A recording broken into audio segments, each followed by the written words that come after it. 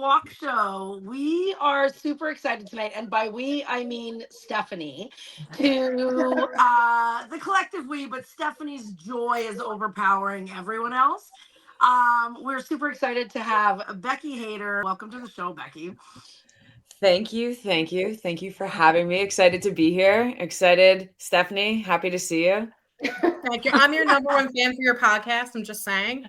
For which one? There's so many. I mean, For The Hayters is my favorite.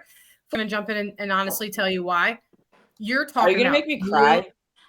What'd you say? I said, are you going to make me cry? That's her thing. But like very emotional. Very emotional. I'm trying not to. Okay. I also Oprah cried too. So you're the first person in the queer community that's just getting deep. Like you talk about deep shit. And you are not afraid to get into with your guests, but you actually you have this like style of podcasting that I love because you'll ask like a really intimate question, but it's not scary enough where they don't want to answer it, but you make them think. And then you just sit back and you're just like, answer that. I'm going to give you that space. And you hold space for them in the most beautiful way. And I'm like, God, that was like phrased so nicely. There was one recently where you had a guest on talking about anorexia. And you hit her and you were like talking about like, you know, if you could say anything to your childhood self. And she was like, and I was like, that's what interviewing's about because you got her in like an intimate moment. So I appreciate the show. I listen every week. Thank you. I appreciate that. I'm really privileged and lucky that people trust me and I created a safe space for people to be vulnerable. There's a lot of intention behind it, right? Like I'm not giving someone a platform for fame or for like to become famous or to become like, you know, popular. For the Hayters was created solely on like purpose and just making people feel less alone. So I, you know, sit really, even with you guys in the conversations that you have, I know that I speak outside of just the queer community. There's always a little queerness dabbled in because it's a part of who I am always. But it's really beautiful and it makes me a better person because I get to have these conversations with so many people that are experiencing so many things. I take a tidbit of information from every single person and I store it just somewhere in my mind of how I'm going to live the rest of my life. So I'm lucky. I'm lucky to have, you know, it be in the situation that I'm in. That's really beautiful. I love that, how you can just learn from each other, right? And that's kind of what we wanted to do here too, is like reopen the conversation and just have everyday conversations from people across North America. So it's amazing. Happy to have you. The tables have turned, I guess. Absolutely. And Becky, what is the difference between your other podcast? Karma and Chaos is pure chaos. It is two best friends shooting the shit about like anything and everything in life. It can get raw. Like there's many, like I'm a crier. So like there's sometimes that I cry, but sometimes it's just like the two of us just bickering over like random things, right? Like I think last episode I was showing off my stamp collection and my newfound obsession with hummingbirds that I bought a camera for. It feels as if Karma and Chaos is very coded in friendship. So like it feels like you're on a FaceTime call with us. Like it's the two of us catching up and people just really people use it as an escape kind of from their day, right? Like it doesn't have that it does sometimes have heaviness to it just because life is heavy sometimes. It's not always just like perfect. But it really just feels like you're on like a FaceTime call with the two of us just listening to our and it's hysterical. I've seen your pics that you have put up on TikTok and for both of you, and some of them are seriously hysterical. It's so much fun. Kail and I have always had a really good banter between the two of us, and so we work really well off of each other. And that's important. Obviously, you guys know when you're interacting with someone and when you're trying to produce so much, right? Like we record a lot. We release an episode every week. But it just like fuels kind of, and she's great. She has 3 podcasts. So she's like an expert in this world. She knows what she's doing. She knows how you have to have, you know, put yourself out there and give that energy. It just works. It works really well with the two of us. Right. And then before that, I know I contacted you years ago about web design and things like that. Are you still doing that as well? I don't. I just recently stepped back. I had a marketing consulting company. I do have a marketing consulting company. I just stepped back a little bit from it just with the 2 podcasts. It's just been consuming for me a little bit. I still work full time. I have a full-time job as well. I'm in corporate America, living in the corporate cog. But so I do a lot. There's a lot of things on my plate. And so podcasting kind of took that over a little bit. From a creative perspective. I ain't seen nothing yet because when you become a parent next month, you're like, oh shit, she does 3 podcasts. So I can't even make the joke anymore because it's lame when you look at someone like her. And I listen to the other podcasts too. They're my only 3. Carmen Cast, yeah. You're only 3. Hey, you know why? Because there's a rawness to Kail. That's why I've always been a super fan. And so you become a parent, right? So you sort of like lose touch of reality, even like, kids. I always watch Teen Mom or the whole franchise actually, because there was like this odd like comfort. Like I think, and I always talk to other parents about this too. Like you sort of just get hooked on that one thing that doesn't let you use brain cells too much because everything is so overwhelming when you go through this transition. It was just the Teen Mom franchise. Even still now, like we use like an internet box instead of having like traditional Wi-Fi. And I have to pay for Hulu Live where I can't even do live TV just to get Teen Mom.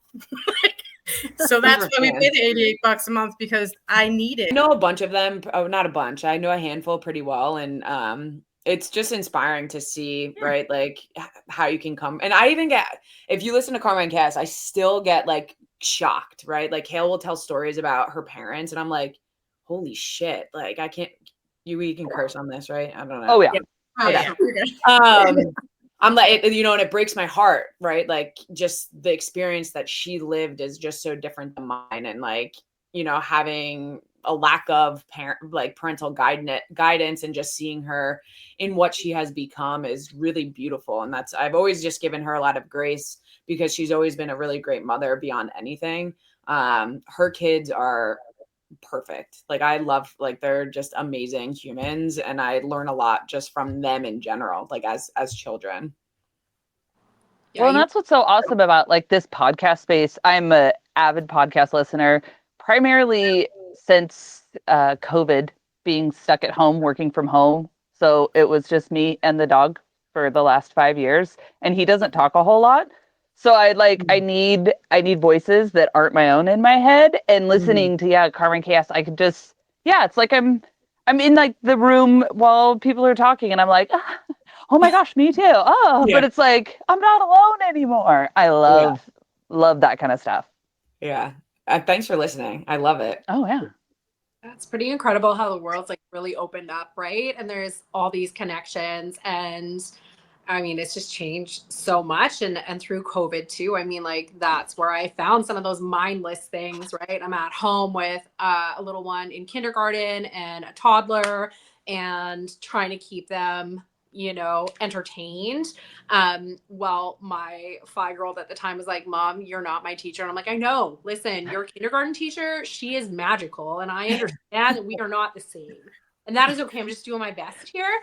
But, finding TikTok and connecting with other parents and stuff like that are all, living the same experience. It's just really, the world is so open now. It's crazy.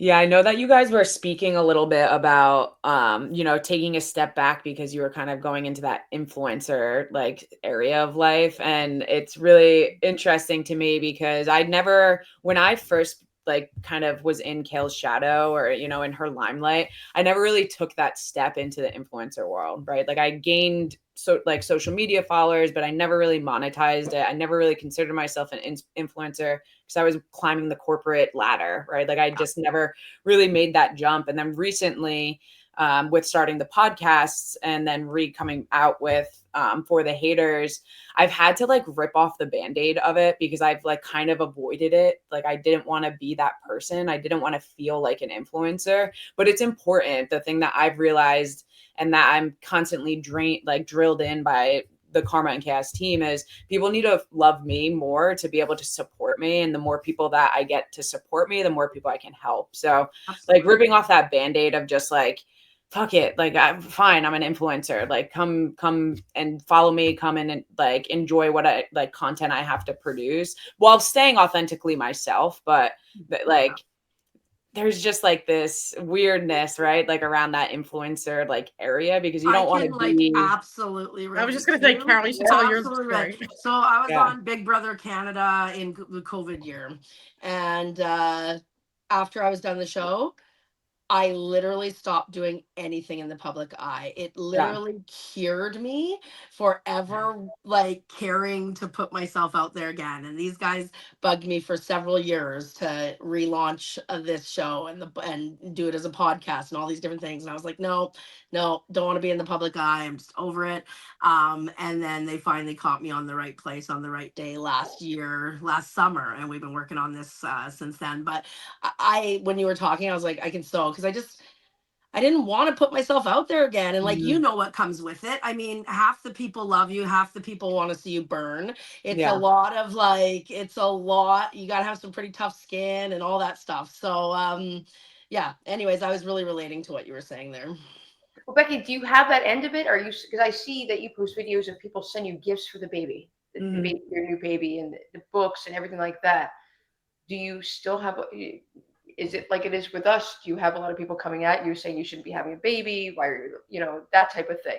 I don't. I think I'm privileged in I get like once in a while those comments that kind of flood in that are like random men that are confused of why.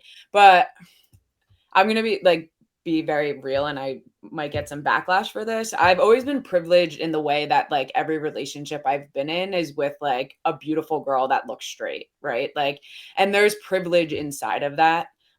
We don't get like looked at any other way other than like we're sexualized all the time, which like is just a part of being queer and being, in a sapphic relationship. But like I've been privileged in that way that people have always just looked at us like that, and not in a way of like, why is this boy looking girl with this girl, right? And so I also think that I've created a space more than just that part of me, right? Like it was never about having a wife. It was just about being in love, right? Like it's always just been like an authentic presentation of like my life, and not it just being like being gay is a part of me. Yeah, being queer is a part of me, but it's not, I don't, it's weird. I don't feel like I have like that queer presence. It's like I just happen to be married to a woman, right? Like, not that it's not important. Like for me, it's like that's what it's all about, is giving people a door inside to what they could possibly have. And that's what I've always kind of tried to establish. Right. When you start getting on that fence, like one of my good friends, Kate Austin, right? Like she's a vocal advocate for the queer community, and she gets a lot of hate. And she's also her and her wife are both gorgeous, but like she's very vocal about the queer community. So that comes with a lot of backlash too, right? Because you're creating controversy or having hard questions. And it's not that I steer away from them. Like, it's not that I'm doing it on purpose. I just think that from like what I'm like, this is just authentically who I am. And it, like, if I need to have hard conversations, I'm going to have them. I just feel like it's a little different for me. No, I totally agree with you. Like, we have this conversation a lot. I'm in a smaller, bigger town in Oregon. But it is primarily, I mean, we are a blue state, but it is large portion is red. We just have a couple spots that are blue that kind of send things out. And I've always said, since being in relationships with women and having kids or having a kid, that I feel that I personally make my own impact by just being me, by just being Hallie, who happens to be married to a woman who has a kid, has an ex-wife, and her stepmom, and we call ourselves team moms because there's 4 of us. So poor child is never getting away with anything. But like, I mean, we're part of like a motorcycle group that is primarily older, white, Republican men who've served in the military. And we just show up living our authentic life. And we are surrounded by wonderful people. But I feel like for me, similar to what you're saying, I make my impact by just showing them that gay isn't like big and scary. It's like, oh no, it's just Hallie. Like, that's just who they are. That's, oh yeah, they're gay. Yeah. And that's the difference is, you know, you're seeing Becky as a person and not just representing the LGBT community and stuff like that, which is great. Yeah. That's great.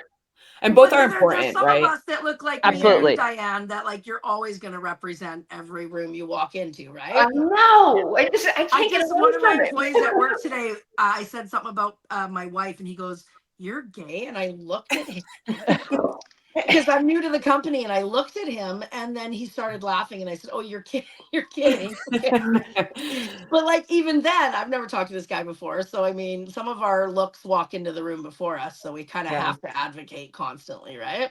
Yeah, for sure. Absolutely. And I'm not blind, like I'm not blind to it. Like I stand on the backs on a lot of people that like are doing that work for us and like you know, being advocates and doing the research and doing that, like everything they need to. And I show up when I can and what like how I can, especially whenever there's a hard conversation. I'm not backing down from it. But I let you know, Hallie, like you said, like I feel like showing up like myself is a lot more than a lot of others can do, and just giving and relating to people, giving people a safe place, everyone a safe place, you know, not just queer people. Absolutely. Right. Yeah, absolutely. I think too, when we're talking about like, you know, front lines issues and having these big conversations, that it can be like disarming to just like show up as yourself, right? For sure. I personally, you know, try to fight people online, but it's only when I'm in the right mood for it. And I do sometimes. So. Yeah, right. Yeah. On my personal like Facebook, I'll fight people, not like random strangers, because sometimes it just like point doesn't get across. It's so pointless, and it's just so never ending. There's no point. Yeah. How are you feeling about welcoming like a new little one and then being in the public eye? What does that feel like? Being in the public eye doesn't worry me. It's more, I first and foremost, I'm so excited, right? Like this. It has been such a beautiful journey just in our relationship, and in general. Leah and I have been together for 9 years, and so we have just grown as people, we have grown as a family together, and it just made so much sense for us to start our family at this point in our life, and it is the best next thing for us. I don't, sure some of you know, like I lost my dad last year, and us finding out we were pregnant, you know, not soon, but like the same year, it was just something that gave us a lot of positivity in a time that was, you know, filled with like quite a bit of sadness and just grief. It made the holidays super bearable. Like we like felt happy because we weren't just sad. We had things to be happy about. My sister's pregnant as well, which is just like insane. That's super cool. I'm not afraid of the internet because I've been on the internet for so long. I'm not, unless I have a ugly kid, I guess maybe I'd be afraid of like what they'd say, but I feel like I'm a pretty honest person with myself. So I'll just be like, yeah, I get it. My kid's ugly. But I'm more nervous. Slay the world if my kid was ugly, because there's no way I'm sitting at home putting up with that. Yeah, I would just tell everybody if my kid was ugly. I'd be like, it's ugly. Yeah, like it is what it is. I'm more worried about where I live. You know, am I going to have conversations in kindergarten when someone tells my kid they can't talk about their two moms because it's too early to have to explain that to the rest of the group?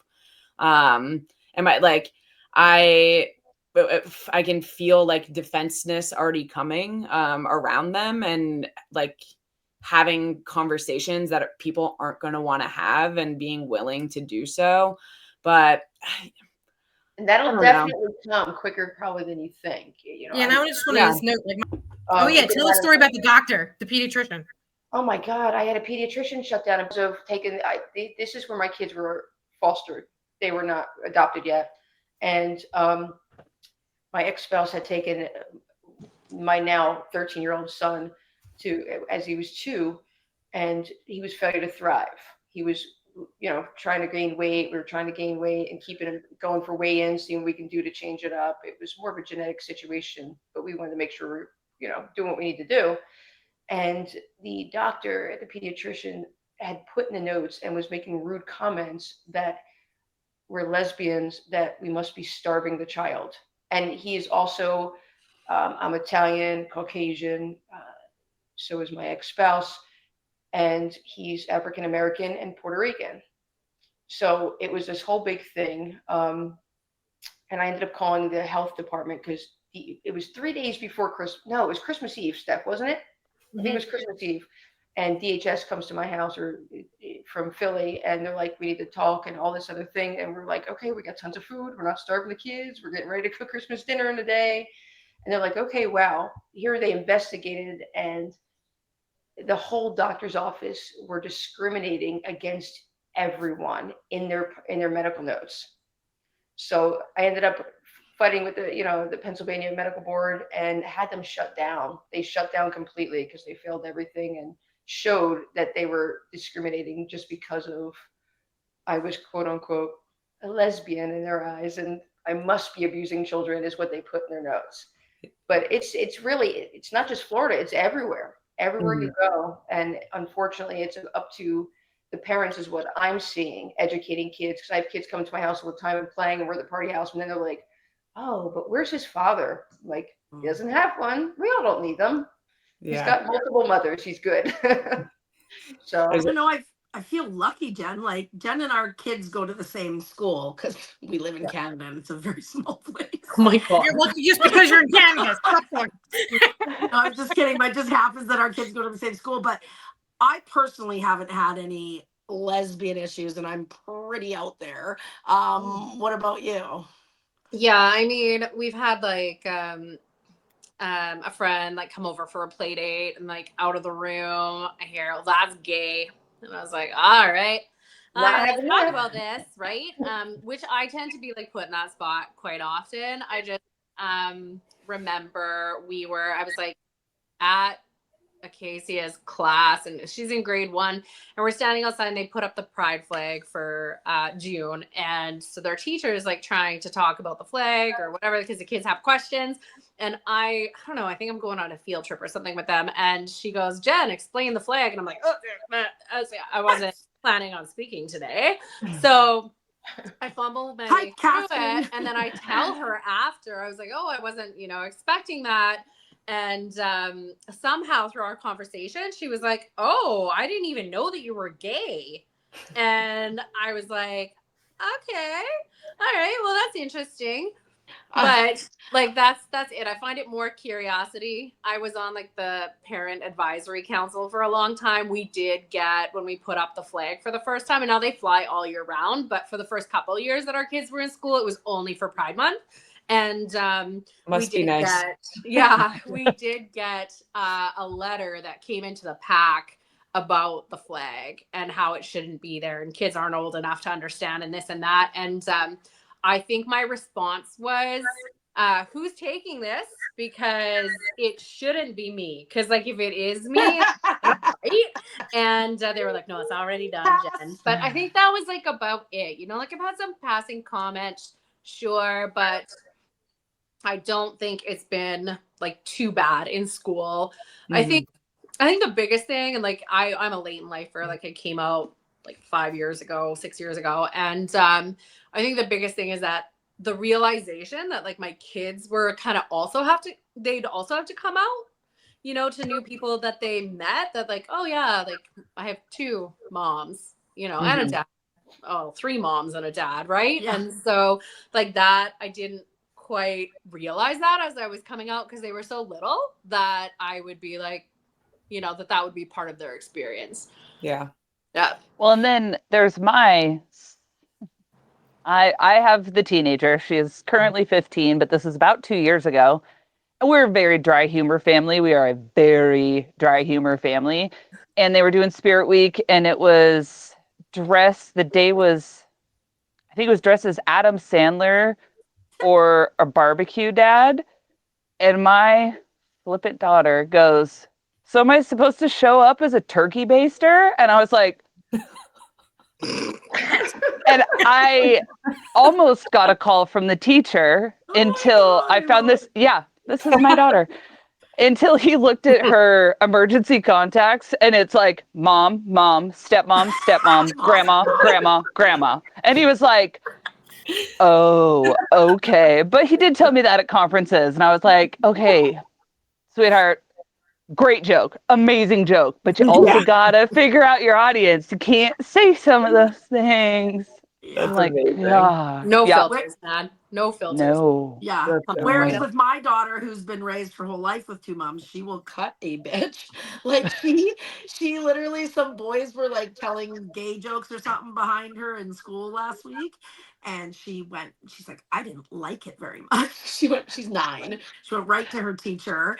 And the teacher was like, this is big enough. I think you need to go down to the principal's office so that they can talk to the, and she's like, sure thing. And I'm like, God, is she gonna have repercussions from this? But no, she's like, I am not putting up with anything anti-gay around me. There's like the gay police, because like anytime she's told that 2 women can't get married, she's like, well, Aunt Becky and Aunt Leah are married, that means that they can. And so like even with that representation, me being in these kids' lives and like showing them what's possible, I think it just like has that natural effect around them as well. So I'm trying to convince all of my friends that have kids, not that just have kids, to move to town. So then my kid will just have a support system of that have straight parents that can just like really protect them. Well, there's value in showing them all different kinds of life, right? Like I like being surrounded by uncles as much as aunties.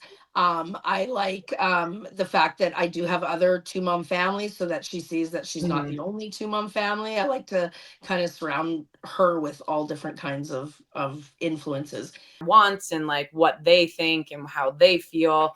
And that just wasn't offered, right? Even when we went to the IVF clinic, all that was offered to us was the cryobanks. And the only reason that we knew about Seed Scout was because I had a social media following. They reached out to me like 2 years ago and were like, when you're ready for your journey, think of us when you're doing it. And I didn't at first. Lee and I were going through the websites and I was like, let me think about this. And we went and we met them, and literally it was the best experience. And like, not for nothing, like all the men on there are just like drop dead gorgeous because they're all so, which makes it just like so Makes much it easy, I think. Yeah. So might not have to worry about, ugly baby scenario. So like, I don't think so, but you just never know. I mean, you don't. Although I always said this about IVF too. We got the fastest swimmers. We didn't get like the bar sperm, where someone's like, oh, I got drunk this night and I got pregnant. It's quality sperm. Read it. So like kids are smart. I'm like, that's why. It's not me. I wasn't smart. We'll see. There was something also that I wanted to bring up from the conversation before. It's recently something I've been talking about is like people just sexualize young kids of like, oh, is that your boyfriend or is that your girlfriend and XYZ. One thing I'm really excited about that all my best friends are guys, and I'm really excited for my son to be able to see that like a female and a male can have a relationship without it being sexualized. Because a lot of the time we like, it just like puts kids in a weird position that you can. And I was talking to Leah about this, like even my best friends in high school when I wasn't out were also men, and like we never had that kind of relationship either. And I feel like that's like a really big thing for me to make sure that he knows that he can have like best friends as girls without expectations of anything more. So I'm all around just, I'm pumped. I'm so excited to bring a kid in, which, a couple years ago, I would have been opposite, right? Like 2020, 2016 are all like really hard times. I mean, even now is again a hard time, but I have a little bit more hope, which is weird in a time that like there isn't really like hope for anything. Just because I get to have that influence of what that next kind of chapter will be like for the world. Yeah, absolutely. And I think like, I don't know, making these little people and influencing just how they think. I mean, I will tell you, my youngest is her and I, like, she is the cutest little thing that tests me every single day. And I have to be like, listen, I didn't grow up with a mother like you have, and I have to actively fight against violence on the daily. Okay. So, and they're like, what? I don't understand. You mean your parents were mean to you? That's weird. And I'm like, I know. But it's interesting, like how much they just pick up from their surroundings, right? Because like my kids, they grew up, I mean, we were still together. They both remember my ex-husband and I still being together. Maybe not my youngest, but it's so funny how like we've had conversations where both of them have been like, well, yeah, like I mean, you kiss somebody and then you're married, and I'm like, nah, that's not how that works. So they'll be like, when you get married, then you have a baby, like I you're mean, they're pregnant. not entirely wrong in the lesbian scheme of things. I mean, Well, I they're mean, that's not true. entirely off A little base. more expensive. Yeah. That's true. But it's just like these things that I'm like, you're literally growing up around a different sort of, you know, than the norm, right? Or like the standard. And they still get these ideas because it's everywhere, right? Like it's in the movies they watch, it's in the books that they read, it's everywhere. So it's quite interesting to like have those conversations with little growing minds. And Oh, I mean, according to my daughter, up until, well, we had to make sure to have the conversation. She thought that if you wanted to have a baby, you just go to the doctor because she was conceived that way. And then I've been a surrogate 3 times. So she's like, oh, mom goes to the doctor, baby gets put in there. And then I'm like, okay, well, you're coming into an age where we need to make sure we're on the Have that same page because you kind of like boys too. So let's make sure that you know that babies don't just come from doctors. That's so fascinating. I would have not even thought of that. Taya said to my wife, which was hilarious, trying to compute the whole thing too and how she was conceived. And my wife, Taya, was conceived before we met, actually. My wife was 3 months pregnant when we met 10 years ago. So long story short, that's our baby. We've brought it up together. He's not really involved, but Taya wanted to know like how that happened because she's heard about how other lesbians have kids. And Nicole's, my wife, is like, no, like, you know, me and your father, like we had a night and da da da da and all this stuff. She's like, oh, she's like, so like you actually like had sex with him? And my wife's like, yeah, I did. And she goes, oh, you must have hated that. Acacia said the she's only same fun. thing. Yeah. Acacia at like 4, at 2, she started asking about babies and like where they come from. So I was like, oh, sperm, egg, many different ways for this to happen, right? Leave it at that. At 4, she's like, so mom, I know that the sperm and the egg have to meet, but like, how does that happen? I'm like, oh, you could go to the doctor, you can do this. But sometimes, you know, people will have sex, which at 4, she already kind of knew about a little bit, but not fully. And then she goes, okay, so like, how does that happen? And I said, well, you know, like a man has a penis and a woman has a vagina, and the man puts the penis, and she goes, oh my God. She goes, oh, gross. And she goes, Mom, that must have been your least favorite part about making me. And at this point, I was like just coming out. And I was like, well, I mean, so. You're not wrong. That's so funny. My daughters are the opposite. They don't have a lot of male influence. I mean, and if I would say that, because like my dad's like a macho guy, but he's like, he's quiet, right? So there's not like a lot of, you know, uncles tussling. My brother lives in Ohio, so he's a little bit farther out. And, you know, right now Riley's going through the change, right? So she's 13 and she's sitting in the backseat 2 weeks ago. And she's like, I hate that I'm straight.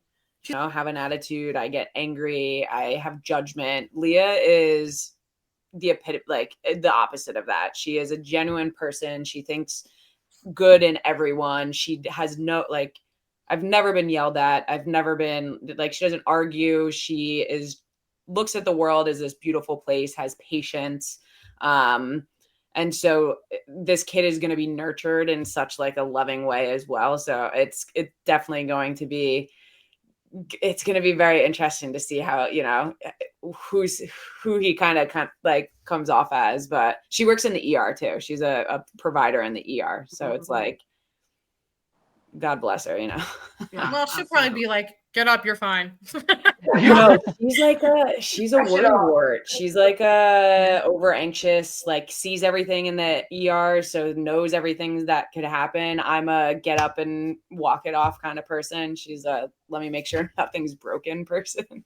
It's good to have those. Yeah, and it'll be interesting, like what roles you do fall into. Like I'm a pretty rough and tumble old butch lesbian from the 90s, and like I am a helicopter mom and that's my baby. Like I will do anything for that girl. And Jen knows that she's a total mama's girl for sure. And I like, of course, I got the girliest of girly into the laces and the dress and the this and the that. And I'm just like, okay, let's do this. We're doing braids. And like up until a certain age, she let me, and then she's like, no, thank you. I don't want you to do my braids. I'll do my own. Thank you. That's so funny. I was watching my friend. I wasn't watching him. There was a parade in our town, and my friend's kid asked if he could come to the park with me. His parents were going home. I was like, yeah, like I'm just going to there to get food, and then I'll drop him off after. He's 7, 8, 9, something along. I don't know, 7.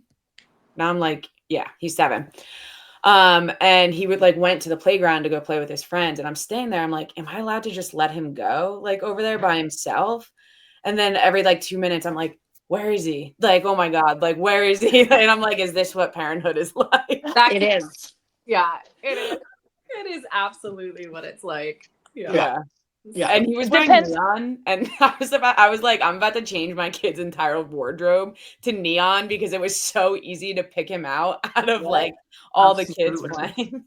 Well, you just guessed something that was in my bag. It's a neon shirt. Yeah, right. This is where you'll pick it up at Pride next week. Yeah. Yeah, and I think you lose a lot of judgment when you become a parent. So like you know, it's really easy to judge people before you've experienced it. But like for me, for example, and I did never use one, but I now understand why those like backpacks with leashes and stuff on them. I feel like that's so demeaning. Like you're putting your kid in a leash. Like, what are you doing? And then like, yeah, I went to the Grand Canyon with a 2.5-year-old, and I was like, I need a leash. And she's a bad dude. I could have used a muzzle too, but definitely the leash part for sure. Yeah, I think I'm okay with leashes. Yeah. You're gonna need when you go to Sesame Place for sure. Everybody's on a lease at Sesame Place. Yeah. Now we go to Disney and I'm turning around going 1, 2, 3, 4, 5, 6. 1, 2, 3, 4, 5, 6. 1, 2, 3, 4, 5, 6. Okay, we're good. Okay, just turn around and count. 1, easy. Turn around. Oh, there he is. He's good. Yep, there he is. Yeah. It'll get easier. Yeah. Becomes part of it. Just part of watching them. It's such an ego trip, actually. It challenges your ego quite a bit, where you're like, like that is, you don't need to have this like argument with a 7-year-old. Like you're okay. How far apart is your sister from your wife? My sister is due in September, so 3 months. That is gonna be so much fun. Wow. Yeah, depending That's gonna be awesome growing up together. Yeah, we have my best friend is pregnant too. Get out. Yeah, so my best friend's wife is pregnant. She's due in October, and then my best friend from high school, she just had a boy last month. So like, and then Leah's best friend, who is also our best friend, they have the same due date as us. So it's like literal babies everywhere.